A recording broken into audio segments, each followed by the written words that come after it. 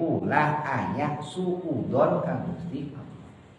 Tong aya goreng sangka kana sagala aturan ti Gusti Allah, tapi urang kedah husnudon saya sangka ka Gusti Allah.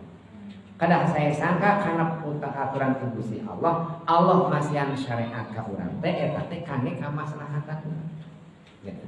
Sieun ku Gusti Allah, maka urang kajaga bilih urang sadayana kaentrepan panyawat pikiran anu menyimpang. Mana menyimpang teh anu kaluar tina syariat.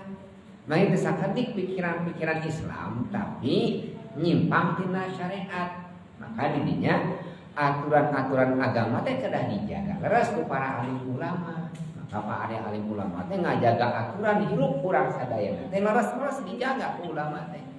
Maka dina Ahlussunnah wal Jamaah mah ngajaga aturan agama teh aya imam teu sembarangan ngajaga teu ujug-ujug ngaji kana Quran jeung hadis, tapi kedah dijaga ku para alim ulama lamun dina bidang syariat aya imam madhab anu opat, Imam Malik, Imam Hanafi, Imam Maliki, Imam Syafi'i, Imam Ahmad Hambali, dijaga ku opat ulama mah eta teh ulama anu mujtahid, anu teu aya kalawananana anjeun nu pinterna.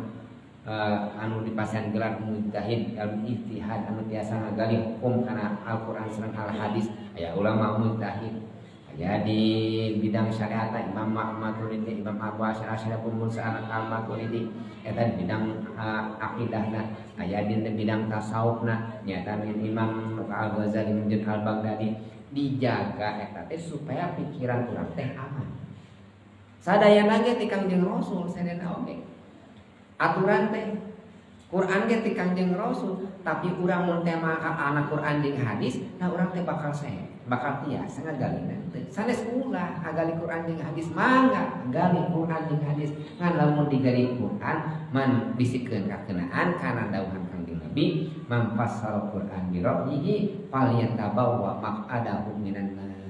Sajalmi anu nafsirkeun Quran otakna sorangan tanpa penggalian ilmu, maka falyatabawwa maq'adahu minan nar, siapkeun tempat cicing maneh marane di mana dina neraka.